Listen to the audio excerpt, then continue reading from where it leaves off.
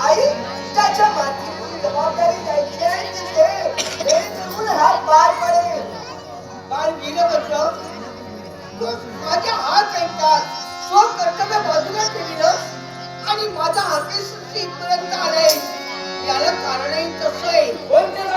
याला कारण एकच, या विश्व चराचराच्या ठिकाणी माझे भक्त आहे आणि त्या माझ्या भक्तांचं रक्षण करणं आणि त्यांना सुखी करणं हे माझं कर्तव्य आहे. आणि याच्यासाठी माझ्या भक्तांवरती जर का कोणी संकट निर्माण केलं असेल,